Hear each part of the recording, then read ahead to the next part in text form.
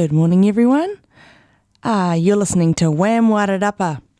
I'm Hayley Gastmeyer, and I'm just sorting it all out. Good morning.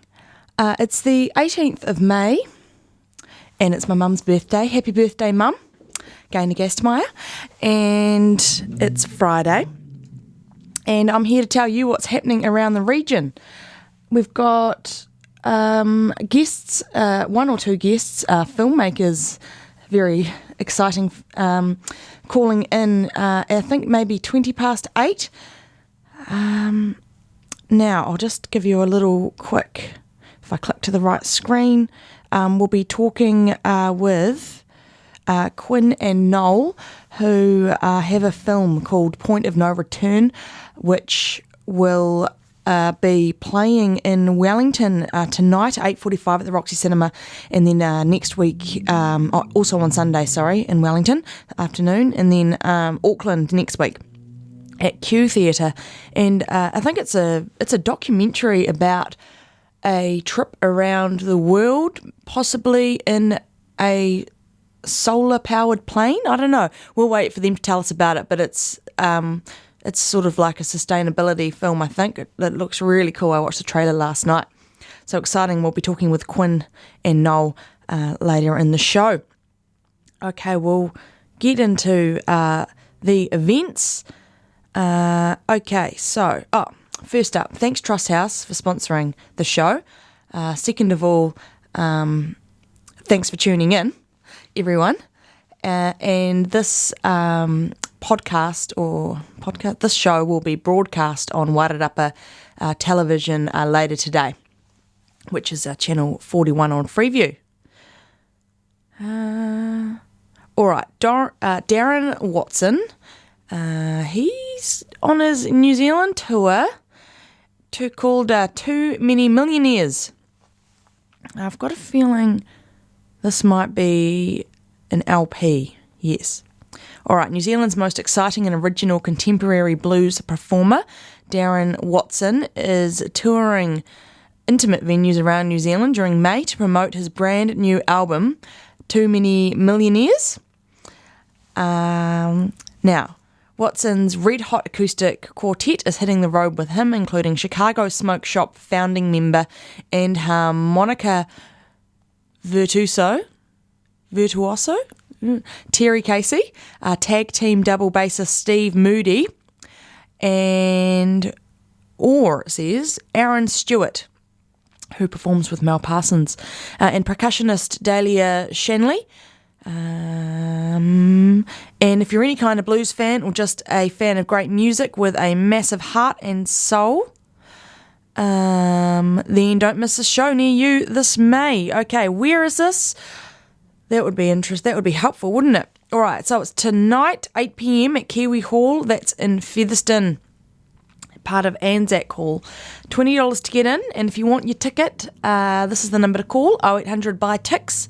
That's 0800 289 849. Darren Watson performing Too Many Millionaires, his LP release New Zealand tour tonight in Featherston at Kiwi Hall. All right, money for Old Rope. This is at Club Wairarapa tonight from 7:30. It's the very best classic rock, pop and blues. Members, affiliated members and their guests are welcome, and it's free. So hit up Club Wairarapa tonight for money for Old Rope. All right, Talent Wairarapa. This is happening at the Carterton Event Centre tomorrow, 7 p.m. $15 for adults, $5 for under 15s. Now, this is the finals of the first Wairarapa Wide Talent Quest, featuring 14 acts, which have made it through the preliminaries to the big finals night. A wide range of Wairarapa's best, organised by Carterton Rotary, with proceeds to at-risk youths. So that's a pretty cool event for a good cause. And it'll be really neat to watch lots of talented young people perform. So Talent Wairarapa is at the Carterton Event Centre tomorrow evening from 7 p.m. 15 for adults, 5 for under 15s. And to get your ticket, it's the same number as before. I think it's the event finder number, 0800 buy Tix, 0800 289 849. Corey Gonzalez is going to be performing at Mazine's Bar and Restaurant tomorrow night in Mazine's Bar and Restaurants on Fox Street in Featherston. I think it sort of is a shared home of the RSA as well. Okay, 8 p.m, did I say that? Tomorrow, yep, $20. 0800 buy ticks is the number to call again. But just a little bit about Corey. After 5 years, 7-day regular, and after 5 years, 7 days regular and star of the hit film What We Do in the Shadows. Okay, got there. Corey Gonzalez, it's hyphenated, Gonzalez Machua, returns to Wairarapa. The future of New Zealand comedy was quoted describing him in the New Zealand Herald. And then it was also described as the only show I'd see twice by Mac and May. Okay, that's all it's got about him. So Corey, I think he's funny, and he is a actor by the looks of it. And cool. Head to Mazine's Bar and Restaurant if you want to catch Corey Gonzalez Machua. Sorry if I've pronounced your name wrong, Corey. He's going to be performing at the Mazine's Bar and Restaurant tomorrow from 8 p.m, Saturday. Okay, Monty Bevan's Lovers Again tour. So Monty, I think, is a young fella. He's going to be performing tomorrow night from 8 p.m. at Ventana Creative Collective, which is in Martinborough. Now, he's much-loved Kiwi troubadour Monty Bevans hits the road this May and June, to celebrate the release of his new single, Lovers Again. The song features a beautiful violin piece weaving throughout, and for this show at Ventana, Monty will be joined by that violinist, Nikita Tu Bryant, who will also perform an opening set to kick the evening off. I know Nikita. She's awesome. I didn't even know she played violin because I've seen her perform heaps of times on her guitar, and she's an incredible singer, on par with Vic Runga, I'd say. Beautiful voice, jazz singer. And I think she's writing an opera or something at the moment. Anyway, Nikita's awesome, and I don't know Monty, but I'm pretty sure he's cool too. So you can head to Ventana Creative Collective tomorrow from 8 p.m. to catch Nikita and Monty Bevans perform celebrate the release of his new single, Lovers Again. Now, $29 for pre-sales for that one, and just give Ventana a call if you're keen to head along. Hillbilly to Hard Rock. This is this time of the month's come around again. St. James Union Church, High Street, Masterton is where it's at tomorrow from 1:30 till 4:30. $5 for adults, $3 for teens. Hillbilly to Hard Rock Music Group gathers at St. James Union Church Hall, Masterton, on the third Sunday of each month. Using an open mic concert format, Hillbilly to Hard Rock is a great inclusive gathering for both emerging and established singers and musos, either individually, as a group, or as a band. To perform, the drill is simple. Just sign in when you arrive, get up and perform when your turn comes. If you'd rather just come along and listen to the music, then you're more than welcome to do so. Backing for singers and musos can be provided by the resident Bush Rangers band if required, but you'll just have to bring along a chart with at least 3 chords, or a three chord chart for each song that you plan to sing, and then the band can provide some sweet back-in music. And the aim of this event, Hillbilly to Hard Rock, is to provide an enjoyable, supportive and family-friendly musical experience for everyone. So if you want further information on this, you can call Peter on 022 529 6600 or Paddy on 027 440 6056. Check out Event Finder to get those numbers again. And I think you could just turn up Hillbilly to Hard Rock at St. James Union Church tomorrow from 1:30 till 4:30. It's 15 minutes past 8, and you're listening to me, Hayley. I'm just giving you the Wham Wairarapa weekly dose. What's happening in the region on Arrow FM. Now, this is exciting. Meet Simon Bridges, He's going to be at the Masterton Club tomorrow from 2:30 till 4. Come along and say hello to Simon Bridges, leader of the National Party. He's in town to hear views and ideas from people in the Wairarapa electorate. So Simon will be at Masterton Club. That's 98 Chapel Street. Yep, again tomorrow 2:30 till 4. And also tomorrow at 2 o'clock in Featherston at Anzac Hall, there's a public meeting hosted by the Featherston Community Board about that piece of land on Fitzherbert Street, which the council, the South Wairarapa District Council, acquired in a land swap a couple of years ago. There was a plan for an awesome retail development, but that sort of fell through last month as a result of some problems with resource consent and whatnot, and there's an easement apparently. They're investigating that easement. It's a telecommunications duct, which means that that site may not be able to be built on, or it might be very expensive. So there's a meeting about that in Featherston tomorrow at Anzac Hall at 2 o'clock. It's going to be held, councillors will be there, and I think hopefully asking questions of the public about that, and it'll be an independently chaired meeting, which will keep it controlled. Okay, back to my computer. Music co-creation workshops happening at Aratoi on Bruce Street in Masterton. Now, it looks like every Tuesday from May 22nd,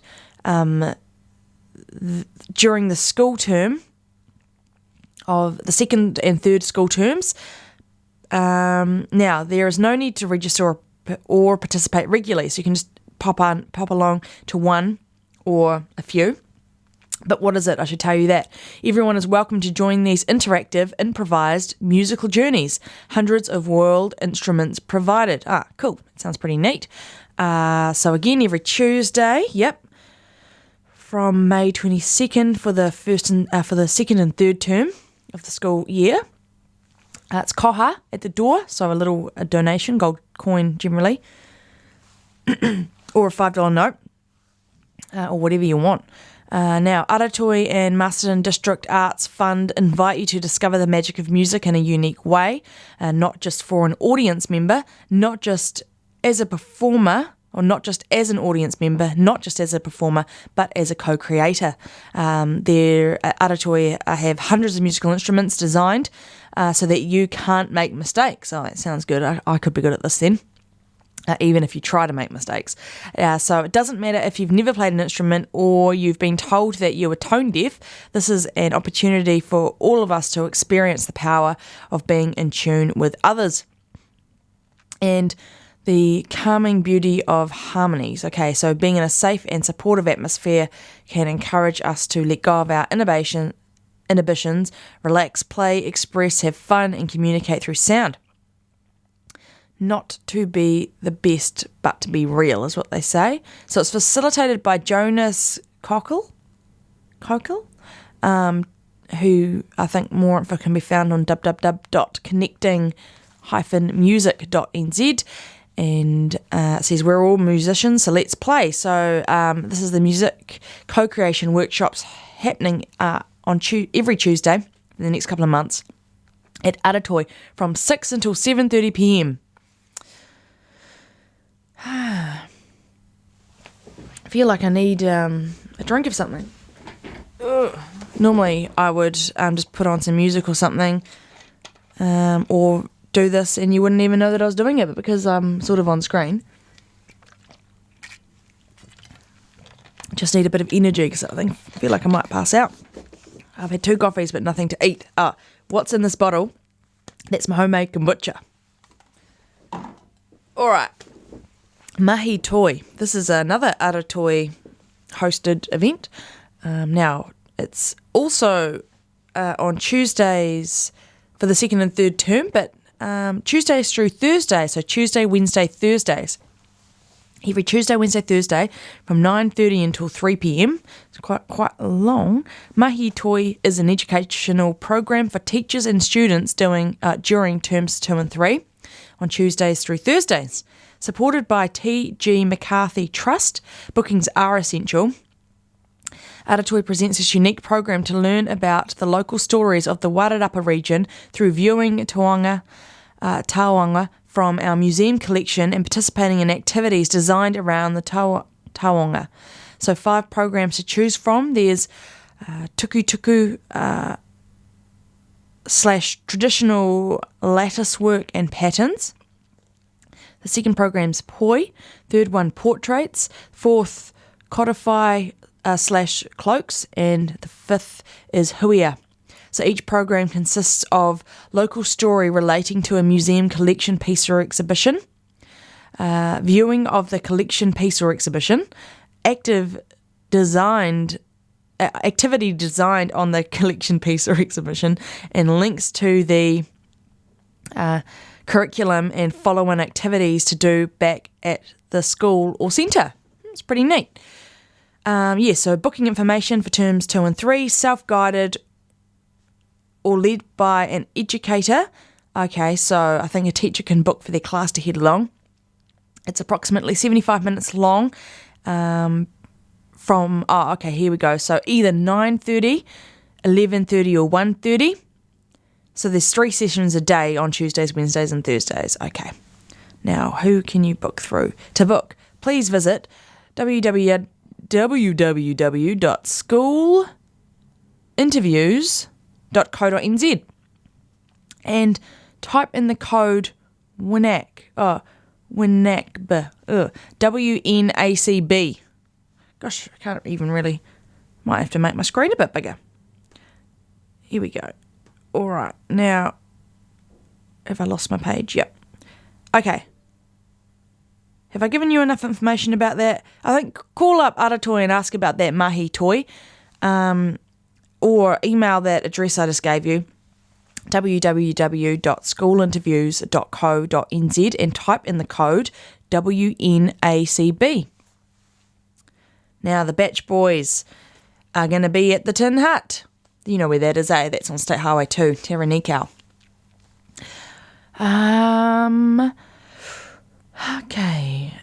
Wednesday, 7:30pm till 10:30pm.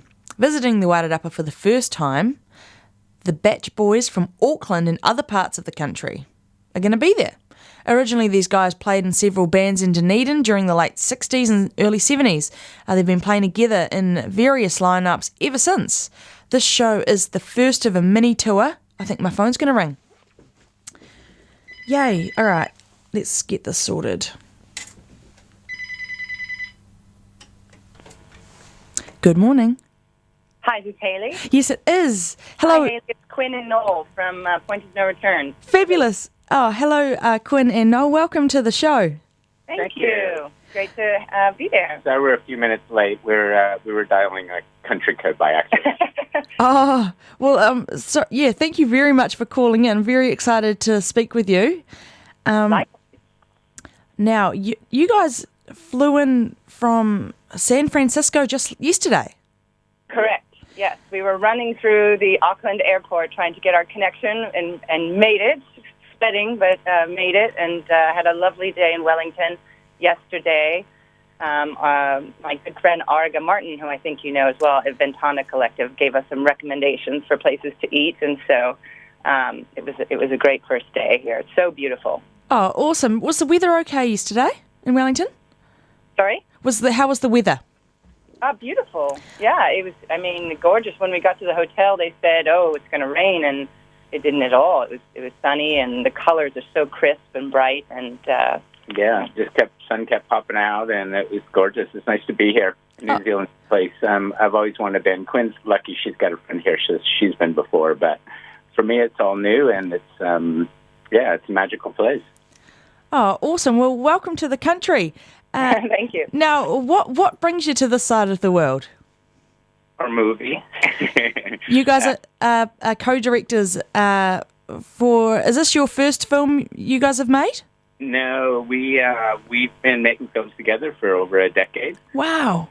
And so we've made many, many, many films, maybe 10 and 12, much of it for National Geographic and PBS. Oh, wow. But this is our first feature doc, and kind of took on a life of its own about 4 years ago. So it's really our first theatrical documentary.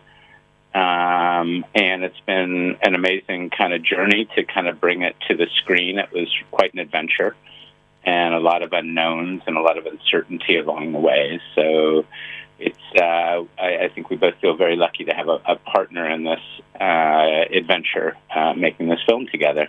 Wow. I bet there's a bit of relief now that it's finally hitting the big screens. Yes. It was, as Noel said, 3.5 hard years in the making, both in the field, on the road for, 2 years nearly, off and on, filming this crazy adventure, and then about a year of editing all the heaps and loads of footage that we shot to distill the story into what it is now, a feature-length doc. So it's really nice to, after we've been in our editing hole, to share it with the world and really get responses from people and audiences who said they cried or said, thank you for making this film. It was so inspiring. So that kind of feedback is really, really nice to hear after a lot of hard work. I bet. Now tell me a little bit about this crazy adventure that has made Point of No Return. Well, when we got into it, we had just seen a little article about it, and we're looking for our next project and followed up on it, and it sounded like kind of an amazing thing. And these guys have been working on it for 13 years, this team, Bertrand and Andre. And so it's one of those things where there's a lot of uncertainties because they're trying to do something that has never been done before, and that's fly around the world on solar power. And they had to make a plane that's never been made before. Everything was from scratch. And for us, it was kind of scratch, too, from a story point of view, because, they have to cross oceans, there's uncertainty, and it's not a story where you can kind of script out at all. It's completely unscripted in that sense. And in many ways, it's kind of, going out into the unknown with them and filming it as it goes and finding the story as it happens, being very much in the moment. From one day to the next, you're not sure if they're going to be able to fly. The weather is a big problem. It's a light plane. It's fragile. There's a solo pilot inside. So it's dangerous for them. So it's also an emotional journey at a personal level, and it's an adventure. It's really a classic adventure of going out and trying to do something that a lot of people said was impossible.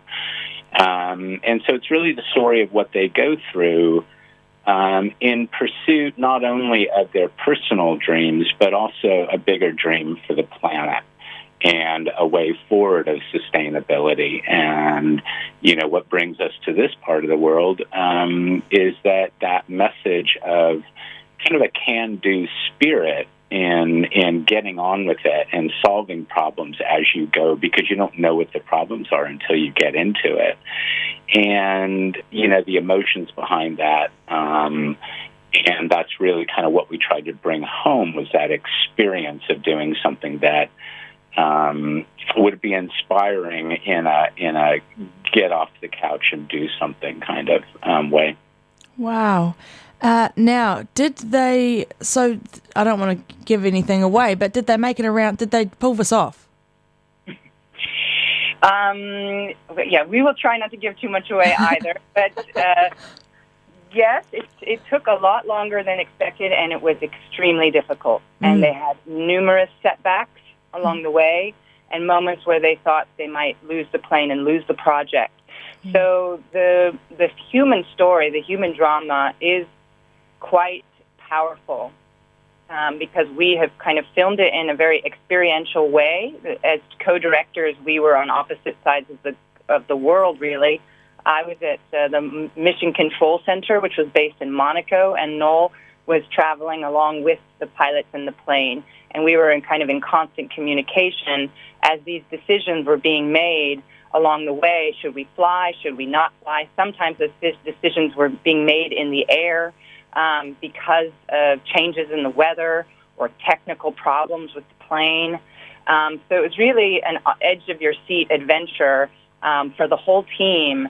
And, there's the pilots, of course, who invested 13 years of their lives into this project, but also the scientists, engineers, meteorologists. There's a team of 100 people working on this, both on the ground as ground crew to kind of shepherd this fragile plane across the tarmac, but also, and mission control, about 30 people constantly crunching the math, the numbers, looking at the weather to make sure that this fragile plane won't break in half, which is a real viable possibility during the flight or on a takeoff or a landing. So it's really precarious. And all these people, these other team members, also had 10 years, some of them, of their lives invested in this.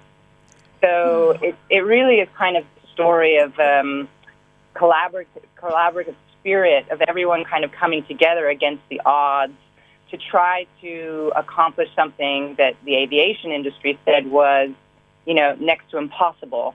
And all of them doing it for a higher purpose of kind of showing the world what might be possible with cleaner energy and without fossil fuels. How did, so you sort of became aware of this project through an article. How did you get on board? And I guess to make a film, a documentary like this, you've got to be very close to the action and have a good relationship with sort of everyone, to have a camera in front of their face. How did you go about being accepted to sort of follow them on this amazing journey? Well, you're absolutely right. Trust is the key thing in making a documentary like this, because you're asking people to really share with them something that's deeply personal, and they've invested so much of their lives, and there's a lot of personalities and relationships. So we, after, talking with them for a bit, we just got on a plane and went to meet them.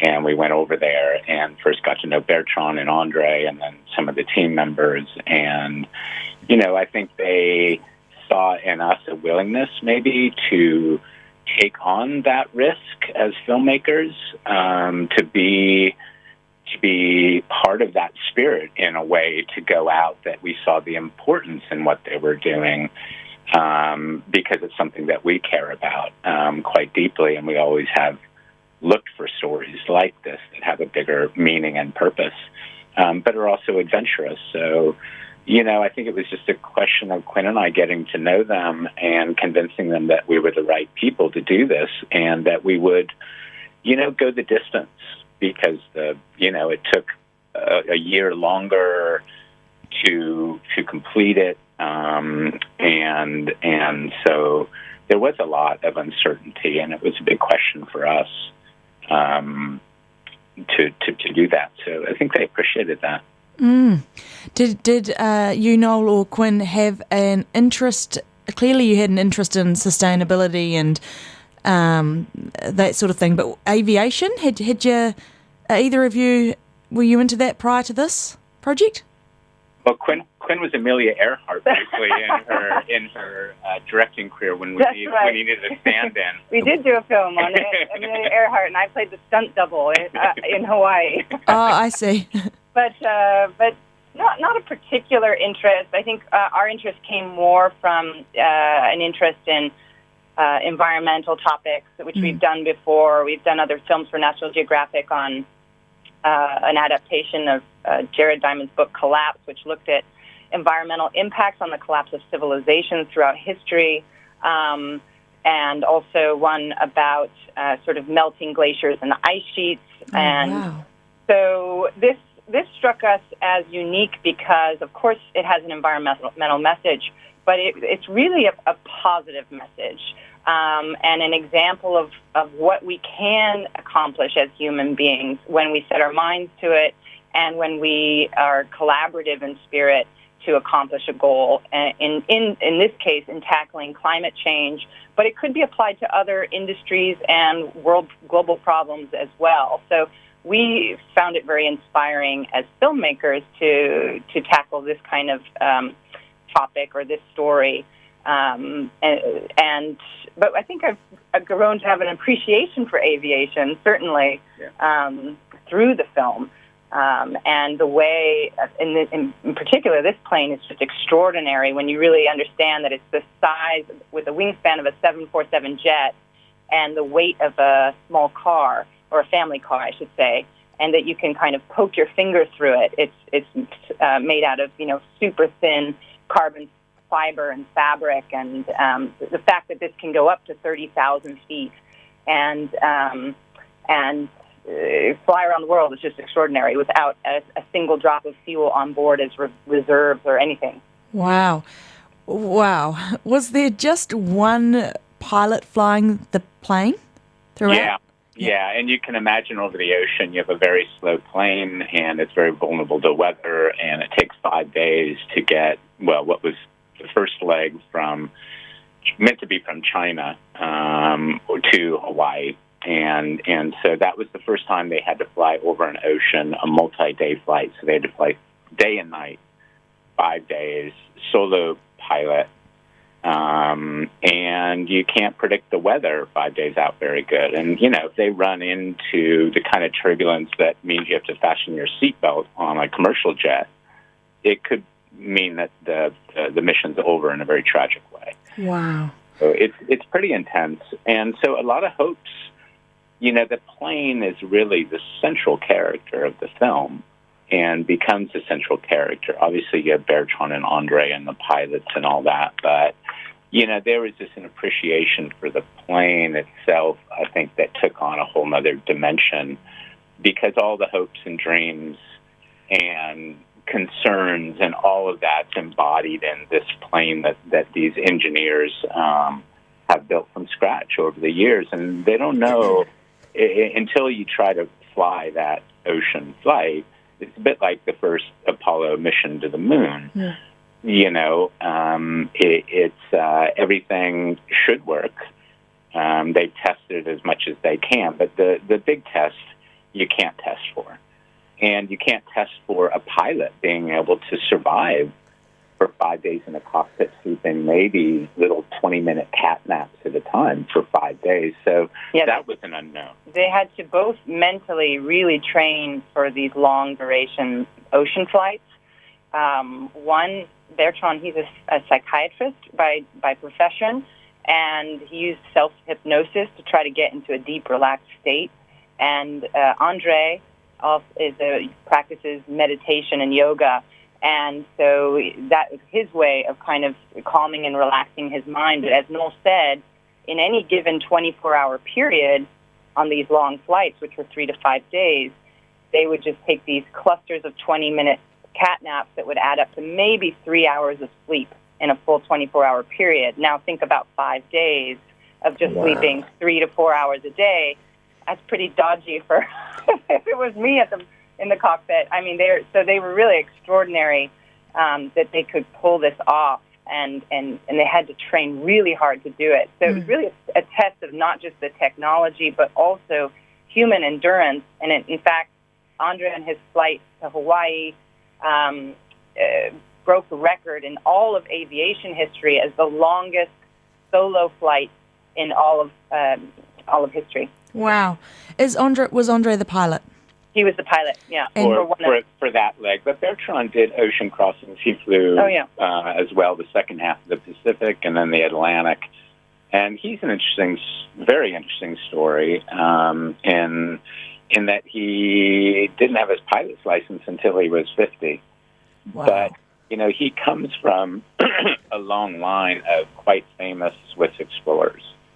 And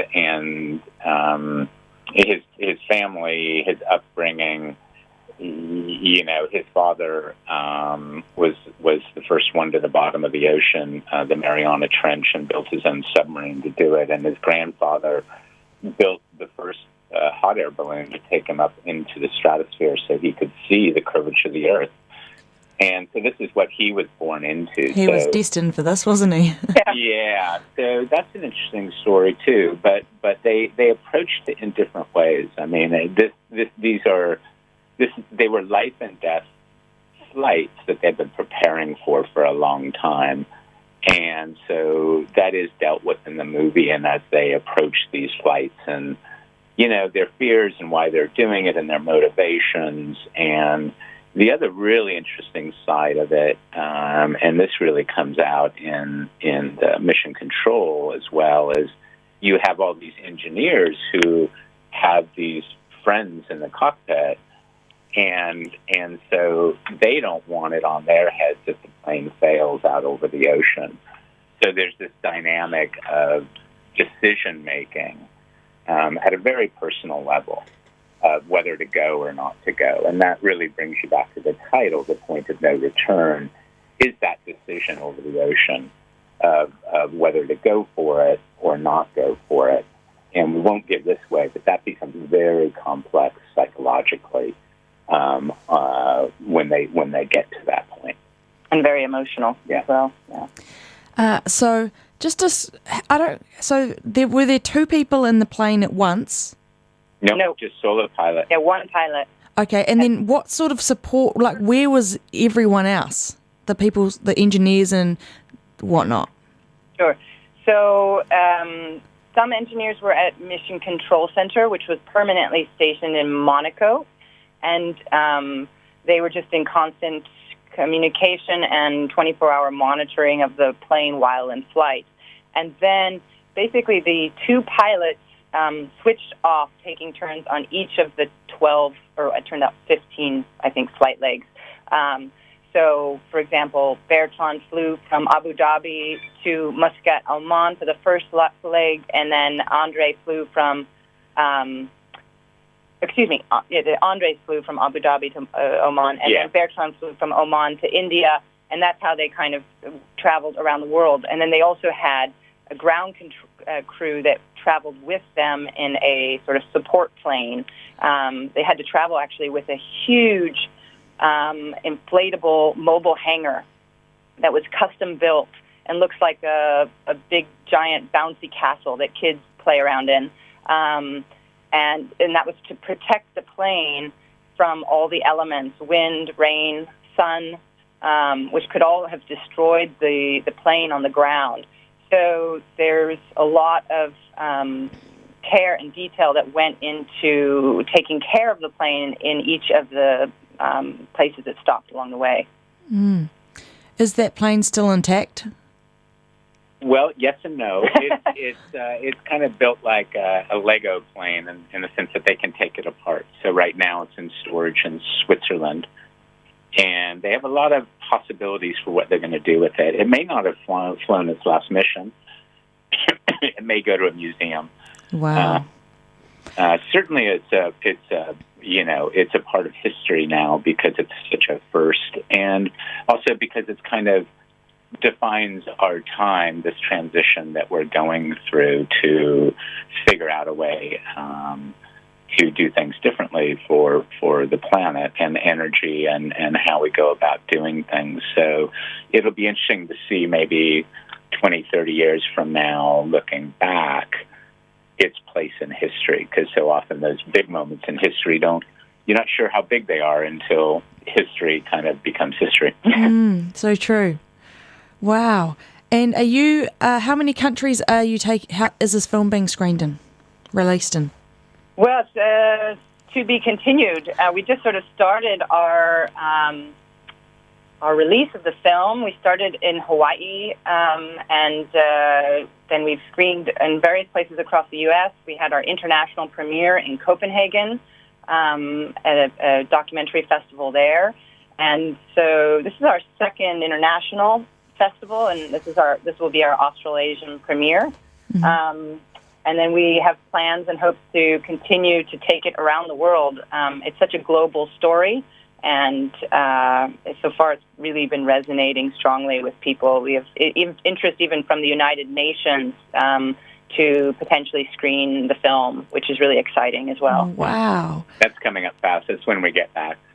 So, but we'll see. And,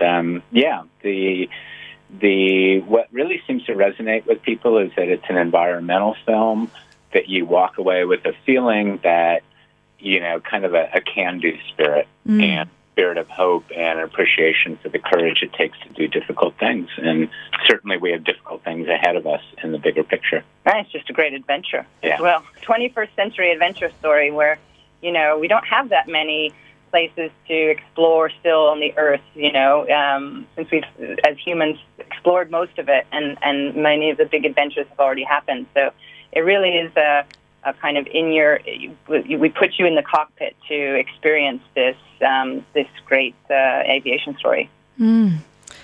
Wow. So you've got 4 screenings in New Zealand in total? Yes, along with some school screenings as well. But wow. yeah, we're going in about 30 minutes to take the film to the Doc Edge Film Festival. Has a program for kids called Docs for Schools. So I'm not sure what age group, but we'll be screening the film this morning. And then our main screenings are tonight at the Roxy Cinema in Wellington at 8:45 p.m. and then on Sunday at 1:45. Yeah. And then also next weekend in Auckland for anyone that's up there. Exactly. Friday 9:15 p.m. and Sunday 2:30 p.m. Correct.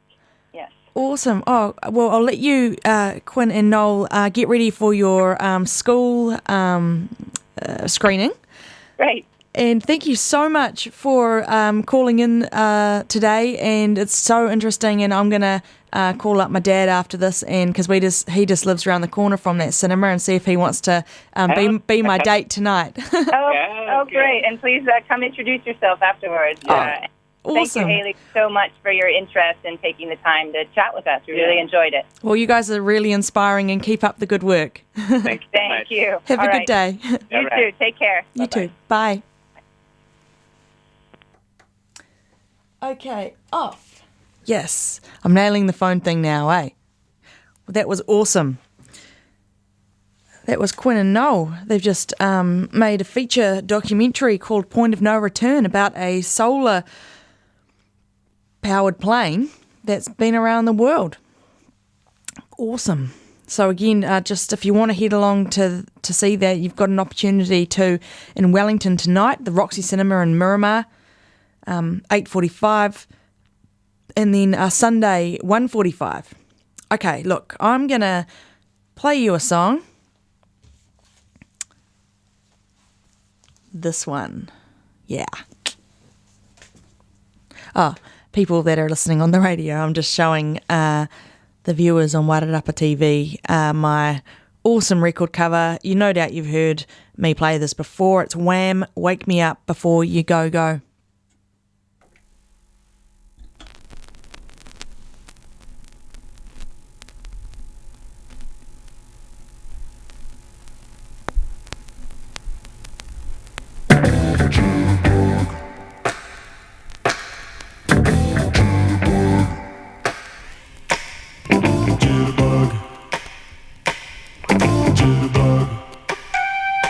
You put the boom boom into my heart. You set my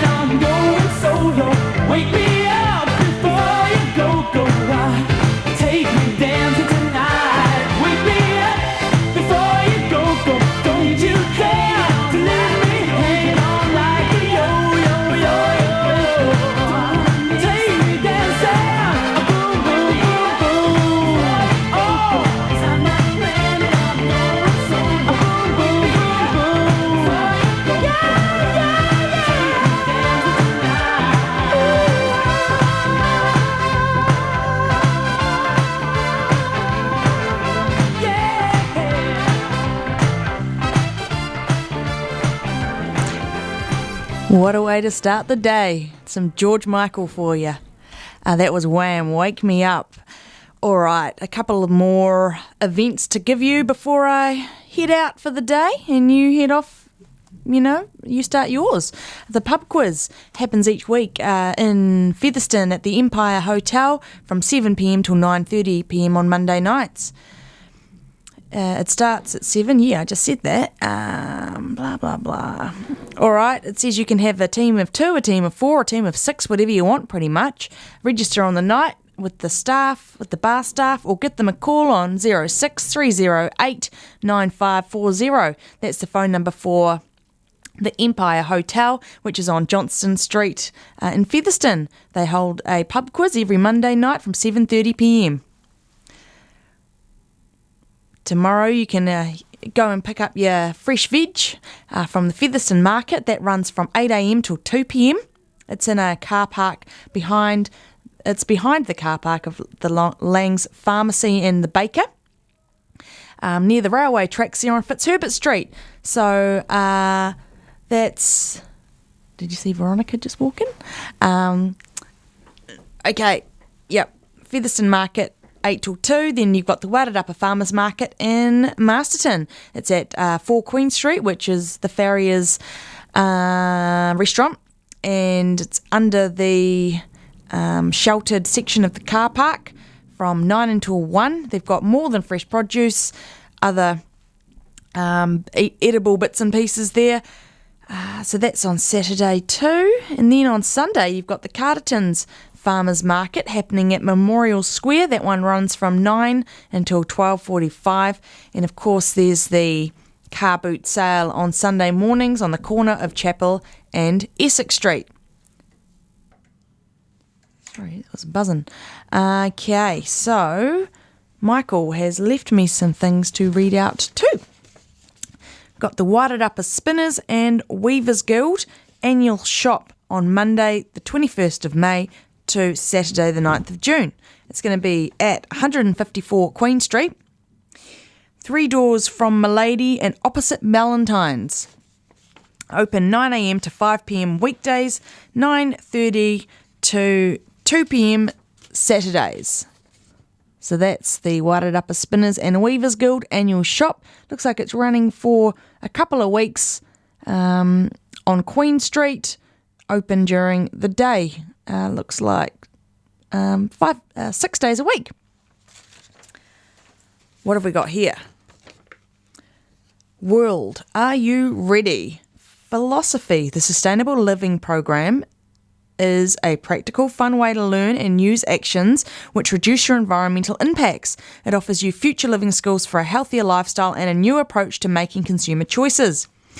We are again offering an 8-week program of hands-on learning and fun whilst we help to heal planet Earth.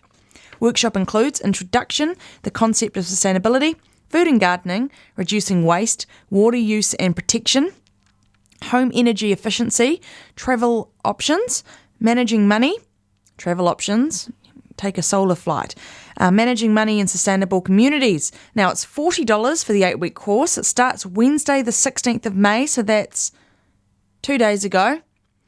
Okay, from 5:15 to 7pm, nibbles provided at the MFESC Wesley Room at the St Luke's Complex, 2 Worksop Road, opposite Countdown Car Park.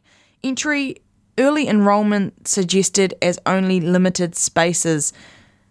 Hopefully Michael told you about this last week, so you're enrolled already. Enroll by contacting Donna or Francis. Now write these numbers down if you're keen on this Sustainable Living program. 8-week program, which already 1 week's has passed.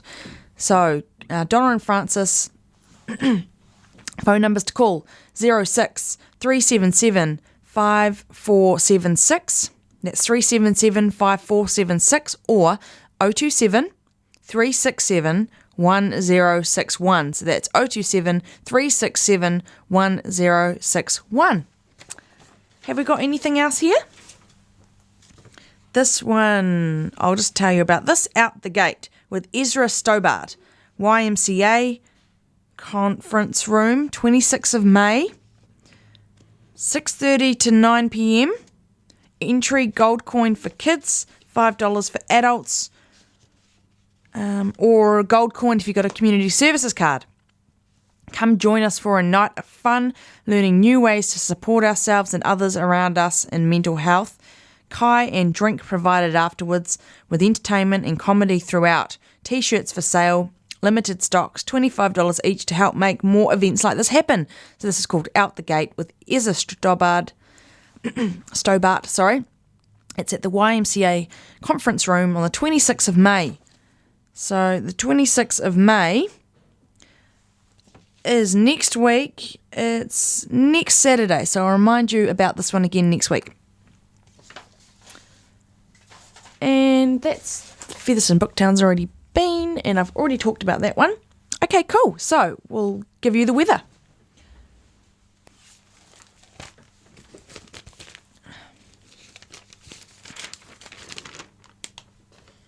The situation.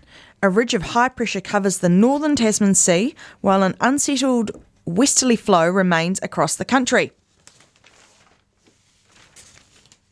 Shuffle, shuffle.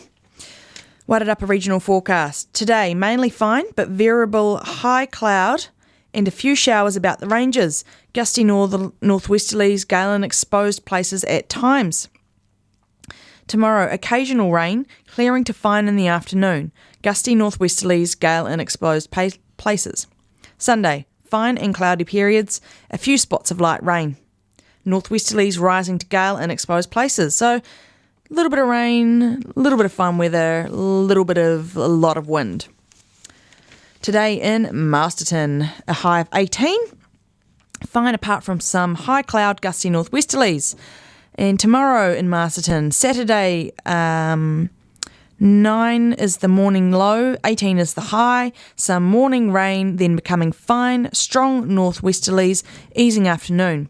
Sunday, morning low of 8, a high of 16. Cloudy periods, a few spots of late rain, northwesterlies becoming strong and gusty. And then Monday, fine spells and the odd shower, northwesterlies changing southwest for a time. Now, what's happening in the lower part of the North Island today? Dannevirke's got a high of 15, and it looks cloudy but fine. Featherston, a high of 17. Cloudy but fine. Wellington, a high of 15, a little bit of drizzle. Parapara-Umu, a high of 16, a little bit of drizzle as well. And Palmerston North, 17, with a little bit of drizzle too. Now the Tararua Forest Park forecast. Today, scattered rain developing, possibly heavy in the evening, westerly gales, severe gale at the tops. And we might as well have a little look around the country. Where is the country? Here we go. Today, New Zealand.